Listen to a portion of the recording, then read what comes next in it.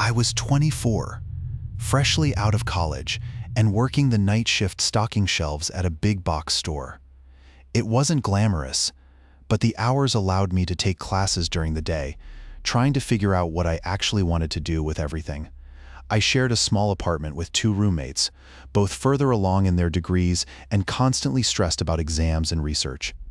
Honestly, most of my worries then revolved around making rent and avoiding awkward small talk with the early morning customers.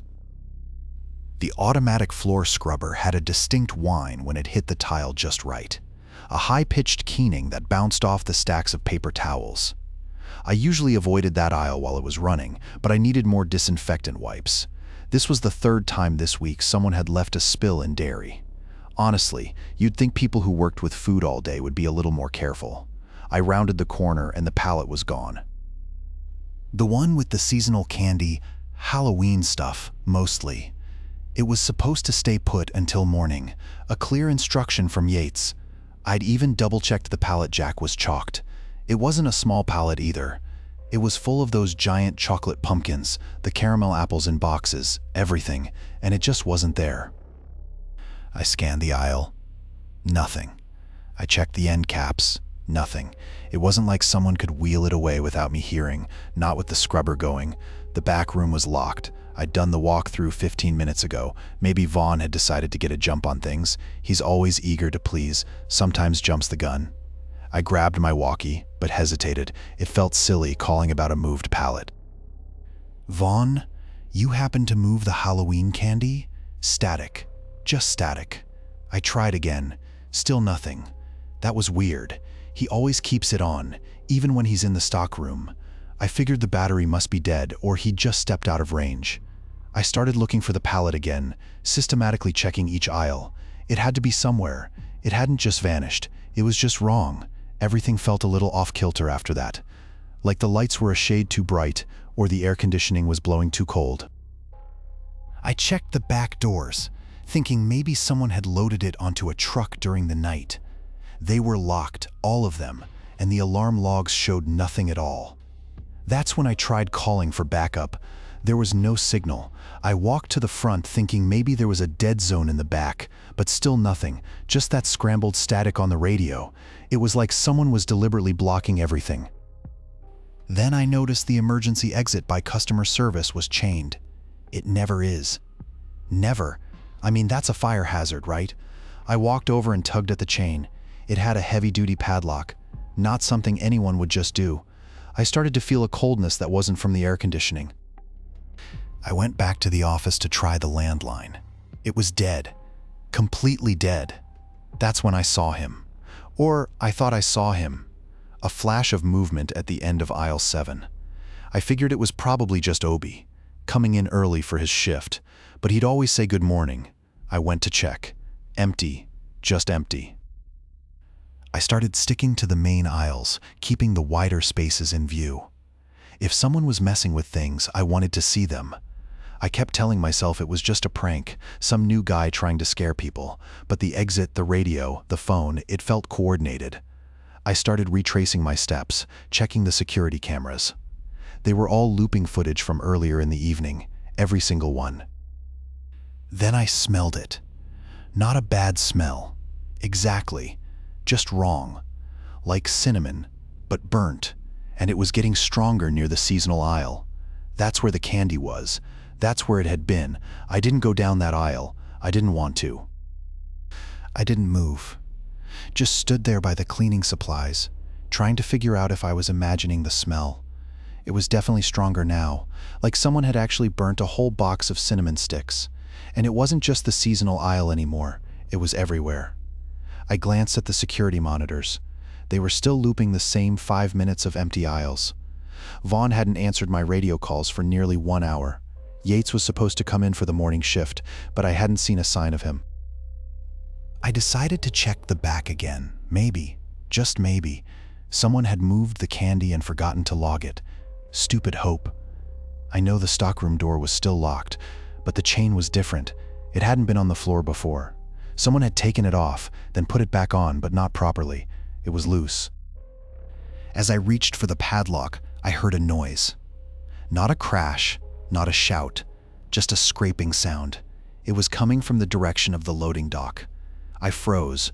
Probably just Obi unloading something early, I told myself. He sometimes did that trying to get a jump on the day, but Obi always announced himself. I didn't wait to find out. I unlocked the stockroom, quickly scanned the shelves, still empty. Then I ran, not towards the loading dock, but towards the front of the store, hoping to get to the manager's office and call the police. I was halfway there when the lights flickered and the emergency exit nearest me, the one that always stuck, swung open with a creak. And standing in the doorway, silhouetted against the pre-dawn gray, was a figure. Tall, but not Obi's build. It just stood there for a second. Then it vanished. I didn't hesitate. I sprinted for the front doors, fumbling with the keys, finally throwing them open and stumbling out into the cold air. I didn't look back. I just kept running, convinced someone was trying to scare me, to mess with me. It was a really messed up prank. I called 911 from my car. They said they'd send someone. I just wanted to get home. The smell, though, I could still smell it, even out here. The police came, 2 officers, and they walked through the store with me. It felt wrong, like I was leading them through a stage set. They didn't seem to find anything, just the broken light bulb, the messed up security footage which honestly looked like a glitch to them. They asked about the smell. I described it, that sickly sweet metallic tang. They shrugged. Could be anything, one of them, Yates said. He smelled like coffee and something faintly chemical. I pointed out the lock on the stockroom door. It had been locked when I got there. They jiggled it and said it looked normal. No signs of forced entry. I wanted to scream. I knew I'd locked it. I always did. Obi was always on me about it.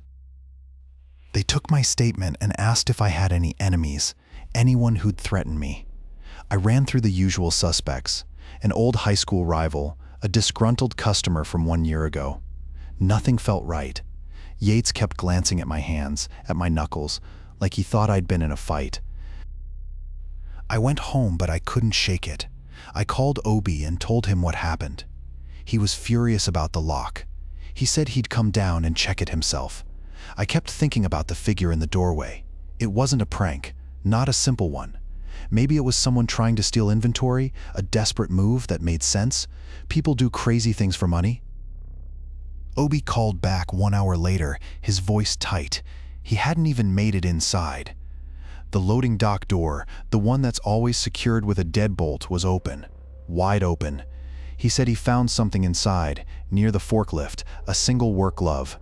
Leather, and it smelled like that smell. The one from the store. He said it wasn't a work glove from the store. It was too new, too clean. He sounded scared, and for the first time I realized it wasn't about the store at all. It was about me. It's strange, isn't it? How easily you adjust after a while. The exhaustion just becomes normal. I kept going to work. I had to. Bills. And honestly, I felt like if I stayed home, I'd just unravel. Obi was different. He kept asking if I was okay, watching me. Not in a worried way, exactly. More like he was waiting for something to happen.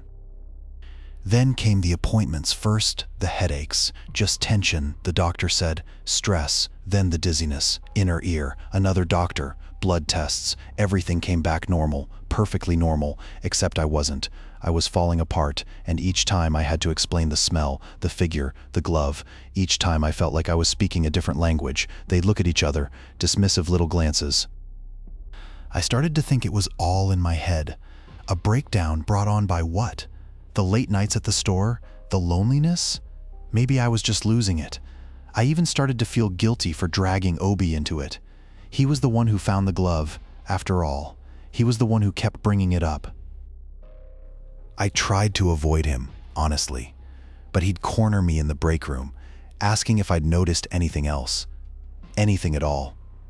He'd started writing things down in a little notebook. Dates, times, the names of the doctors I'd seen. It was intense, and it made me uncomfortable. I just wanted it to stop. Now, I avoid loading docks. Any loading dock, even the one at the grocery store. I always send someone else in, or I just wait. It's ridiculous, I know, but the smell, it clings to those spaces. Those concrete rectangles, even thinking about it now, my palms are sweating. I still check the locks on everything. Every single one, even at home. It's just habit.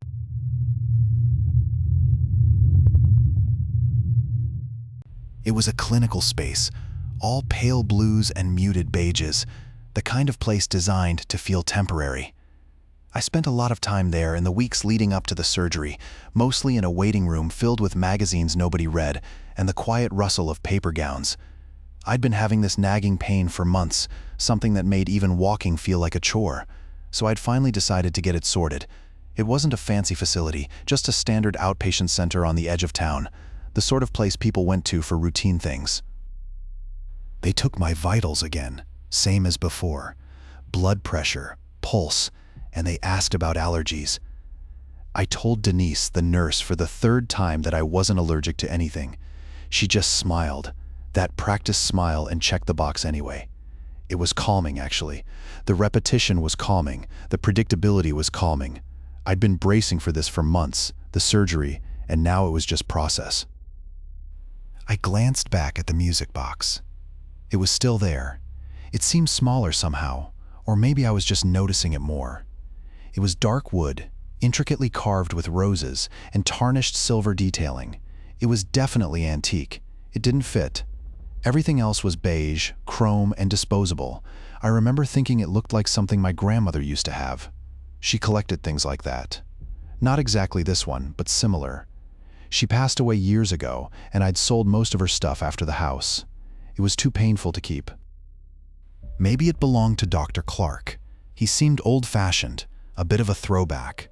He'd mentioned collecting things once, I think. Stamps? Maybe? It could be a hobby. I figured it was just a personal touch, something to make the place feel less sterile. Birch. The surgical tech finally came to get me. Ready to go, Mr. Hayes? He didn't mention the music box. He didn't seem to notice it at all. He just walked me down a hallway, all identical doors and muted lighting, and into a small pre-op room. Everything smelled like disinfectant. He had me change into a gown, asked a few more questions, and then nothing, just waiting. More repetition, more calm. I remember lying there staring at the ceiling tiles. They were off-white, not white, not cream, just off. And the music box, still visible, even from the gurney. It was on a shelf in the corner of the room, almost hidden behind a stack of what looked like outdated medical journals. It wasn't a prominent display, but it was there. The tune it played wasn't a melody I recognized consciously, but it felt familiar. Like something my grandmother used to own. She collected those things. Then the lights flickered once, and a scent. Not disinfectant, not sterile, something floral. Lilacs, maybe? My grandmother grew lilacs. I dismissed it. Ventilation system, probably. Old building, weird smells. Dr. Clark came in, all smiles and practiced reassurance.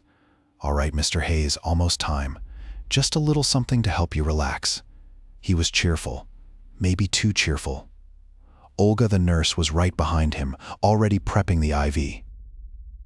I felt the pressure of the mask over my face, the cool rush of something in my veins. Everything started to blur. And then a sound. Not the beeping of machines, not voices, a distinct click, like the latch of a small box closing. I tried to focus, to ask if everything was ready, but my tongue felt thick, and then a coldness, not from the IV but localized on my left knee. That wasn't right. The pain was in my right. I tried to say something, to move, but it was like I was underwater. The last thing I remember before everything went black was Olga saying, very softly, "Just relax, Mr. Hayes. It'll be over before you know it." When I woke up, everything hurt, both knees. But the pain in my left was wrong, different, more raw.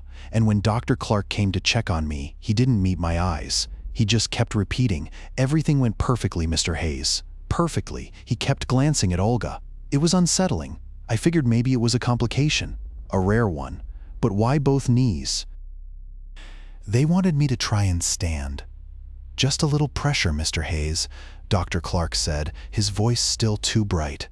Both knees buckled, a searing pain shot up my legs, different from the post-op ache I expected. It felt wrong, like something had been broken and then forced back together badly. "There's something," I started, but Olga was already there, her hands cool on my arms, steering me back onto the bed. "Just swelling," she said, her voice flat. "Normal, after a procedure." But her eyes didn't meet mine. Then I smelled it again. Lilacs, stronger this time. Not the faint whiff from before, but like I was standing in a field of them. And the music box. It was playing again, louder. The tune I almost had it. My grandmother used to hum it.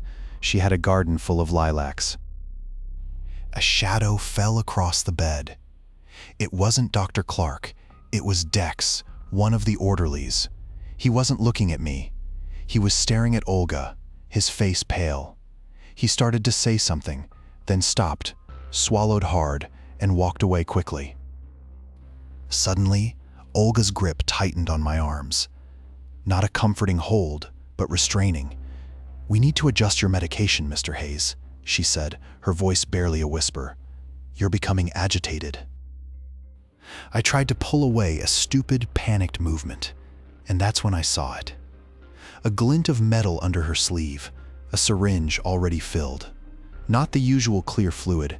This was dark, almost purple.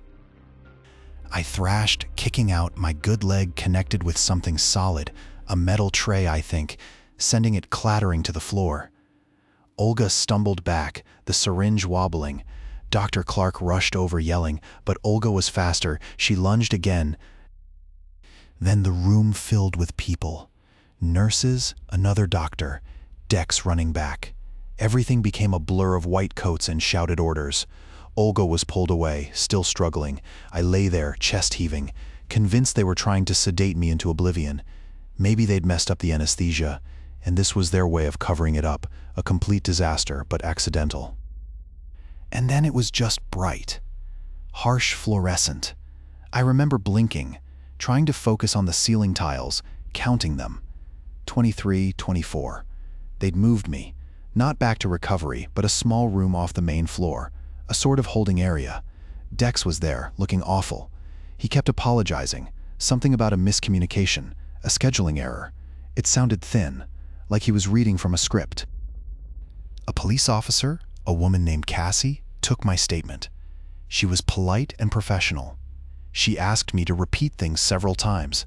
I told her about Olga, about the injection, the way she just lunged. I told her about the orderly Hal and how he'd seemed to freeze. Cassie kept writing, her pen scratching against the paper. She asked about my medical history, about the original injury. That's when I noticed it. There was a second officer standing near the door, and he was looking at me differently, like he already knew something. They took samples, I think from my leg and from the bed sheets. They told me they needed to investigate. I asked about Olga. Cassie said they were trying to locate her, but she wasn't on the schedule for the day. That didn't make sense. They'd let her just leave? Later, Dex called my sister Gloria. I hadn't wanted him to. I wanted to handle it myself, but he said it was protocol. Gloria came down, and she was furious. She started asking pointed questions about the surgeon and about the hospital's liability, but something in her voice felt off. Like she wasn't just worried about me. She kept asking if I remembered anything specific about the pre-op nurse, a woman named Ilse. Ilse had been so kind, so attentive. Gloria said Ilse had worked at a clinic my father used to go to years ago before he passed, a clinic he'd specifically avoided towards the end. I thought maybe Gloria was just grasping for something, anything to explain this, that it was grief, resurfacing, but then she asked me about the music box. She knew about the music box. I hadn't told anyone. It's been 3 years, I think. Time gets slippery. I haven't been back to a hospital since, not even for a checkup. Gloria keeps telling me I need to, that I'm letting it fester, but I can't. The smell, that's the worst part. Not antiseptic, not cleaning fluid, something sweeter, almost floral. Underneath it all, like overripe fruit. Olga used to wear something like that, or maybe it was Ilse. They all blur now. My leg, it's better. Physical therapy helped eventually, but it's never going to be right. I walk with a limp, a constant reminder. The hospital settled for a substantial amount of money. They called it a procedural error, a devastating mistake. Clark, the surgeon, sent a letter. a very careful letter expressing his sincere regret. I burned it. For a while I thought it was insurance, some kind of twisted medical fraud, that they'd targeted me because I had good coverage, that the botched surgery was intentional to rack up bills. It sounded crazy, even to me, but it was the only explanation that made any sense. It felt calculating. Gloria found a lawyer specializing in medical malpractice. He was intense. He kept circling back to my father, to the clinic. He wanted details, dates. He even asked about the music box. I shut him down. I just wanted it to stop. I avoid antique stores now. I used to love them. The smell of old wood, the quiet ticking of clocks, it all feels wrong. Today, I was waiting for a coffee, and the automatic door opened. A little chime, a high, thin sound. For a split second, it wasn't a chime. It was the melody, a tiny, tinny, broken tune. I blinked, just a chime, but my hand went instinctively to my left knee and stayed there.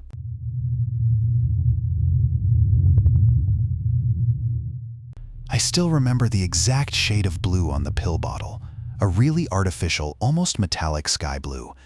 It was summer, and I'd just moved to a new city for a job at the research institute. I'd been seeing a doctor for a persistent illness, and they'd finally landed on a medication that seemed promising. Getting the prescription filled was just another item on a long list of settling in tasks, something completely ordinary at the time. The heat was oppressive, even for July in Oakhaven, the kind that makes your skin feel sticky before you even step outside. I was mostly okay with it, though. Air conditioning in the institute was good, and honestly, being indoors was preferable anyway. It was easier on my joints. The new meds, the Solacin, were helping with that at least. It wasn't a cure, obviously. Dr. Ray had been very clear about that, but it was a definite improvement. I was sorting files, mostly old patient data, when Edris came by my cubicle. He always seemed to materialize, not loudly, just there. He was holding a chipped mug, the kind you get for free at conferences. "How's the Solacin treating you?" he asked, and I nearly dropped a folder. It wasn't the question itself. He knew I'd started it. We'd discussed it during my onboarding, but the way he said it, like he was checking on a specific experiment, not just making conversation. "It's good," I said, a little too quickly. "Really good, actually. Less pain, you know?" He nodded slowly, took a sip of his coffee. "Good. They're particular about adherence with that one. Important to keep levels consistent." He paused. "Especially during the initial phase. Any unusual dreams?" Unusual dreams. That felt weirdly specific. I had been having vivid dreams, but I figured that was just the medication adjusting and the stress of moving just normal, I think. I said, "Nothing I can't handle." He smiled, but it didn't reach his eyes. "Excellent. Just let me know if anything changes." Dr. Ray wants us all to be vigilant about dreams. It struck me then, Idris was probably just a bit of a worrier, over-enthusiastic about his work.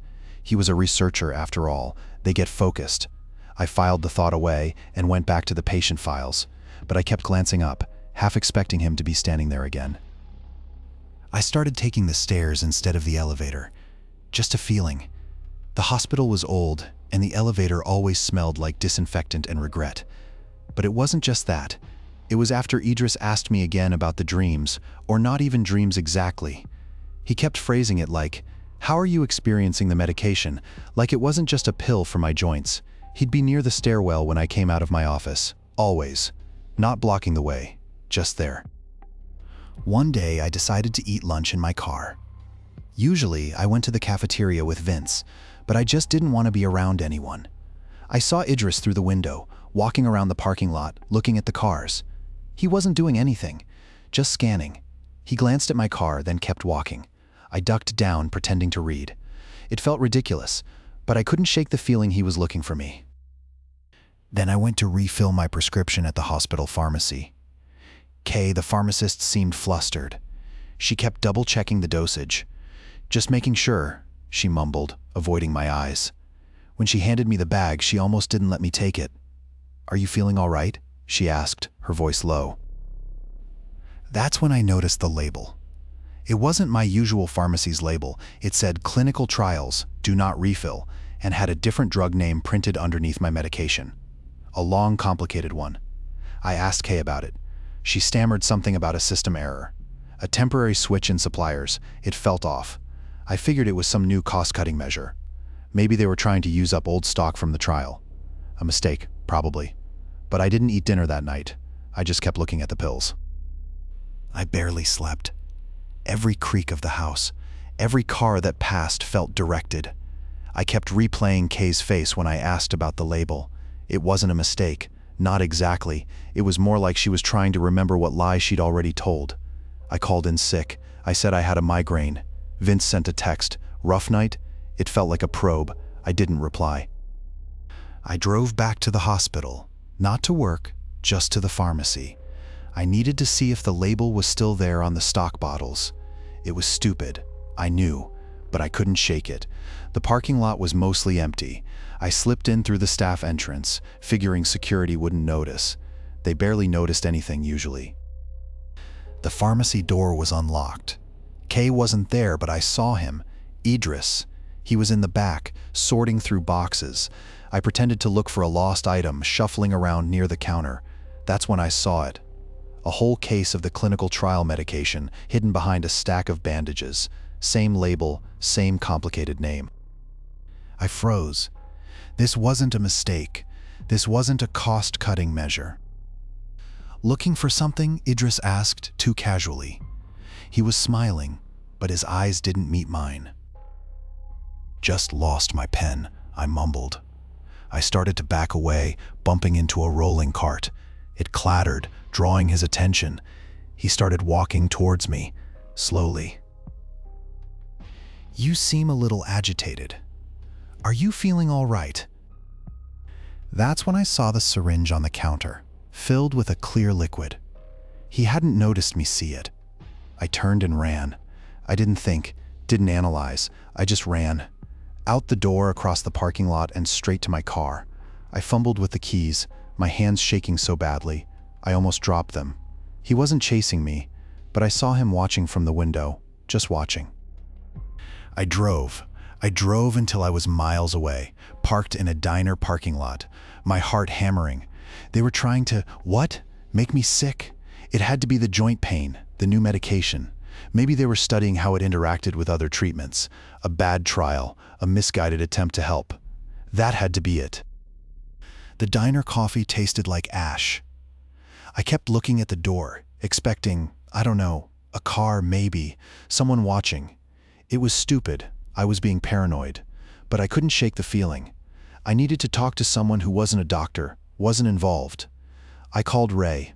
She's a paralegal, my aunt's friend, always good for a straight answer. I told her everything, stumbling over the words, trying to make it sound less crazy than it felt. The medication switch, the hidden stock, Vince's face. She listened and asked a lot of questions. Finally, she asked, "Did they tell you this was a new trial?" She continued, "Maybe they messed up the paperwork, gave you the wrong thing accidentally." That felt right. A mistake, a bureaucratic screw-up. Maybe, I said, relief flooding me. It would explain everything. Ray said she'd look into it, check hospital records, and see if she could find anything about a mislabeled shipment or a clinical trial overlap. She asked where I'd been going to the hospital and which doctor I saw. I told her about Clark and the joint pain clinic. Then she was quiet for a long time. "Clark?" she said, her voice flat. "Clark Boyd, he was dismissed from his last practice. There were a lot of complaints, patient tampering, falsified records. It was all hushed up, but it was bad." My stomach dropped. Patient tampering. That wasn't a mistake. That wasn't a bureaucratic screw-up. I'd been so desperate to believe it was, to find a reasonable explanation. Ray said she'd dig deeper, but I cut her off. "No," I said. "I need to get away from here. I'm going to my uncle's upstate." I didn't tell her why. Not exactly. I just needed to disappear, to break whatever pattern I'd fallen into. I hung up and started the car. I glanced in the rearview mirror, and for a second I thought I saw a familiar dark sedan. But it was probably nothing. It had to be. It's been years. I still go to Gord's place sometimes. He has that workshop out back, always building something.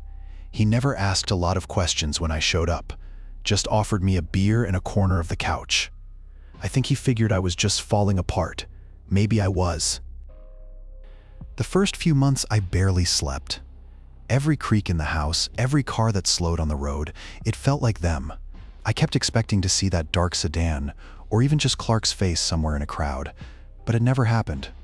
Ray kept digging, sending me snippets of information, more complaints, a pattern of prescribing things off-label, she called it, things that didn't match the symptoms. She thought it was about insurance fraud, kickbacks from the pharmaceutical companies. It sounded plausible. It felt small. I started seeing a therapist, a woman named Lena. She was good, I guess. I told her about the pain, about the paranoia. I left out the syringe, the specifics with Clark. I didn't want to sound crazy. I started on a new medication for the joint pain, something prescribed by a different doctor, Dr. Ward. It helped a little, but the dreams got worse.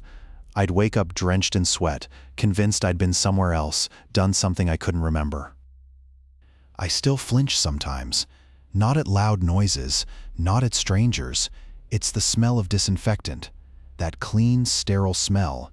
It hits me, and for a split second I'm back in that diner, staring at Clark, trying to decipher his smile. It's just a smell. It's just a hospital. It's just clean. But my hand tightens, and I check the exits. Always the exits.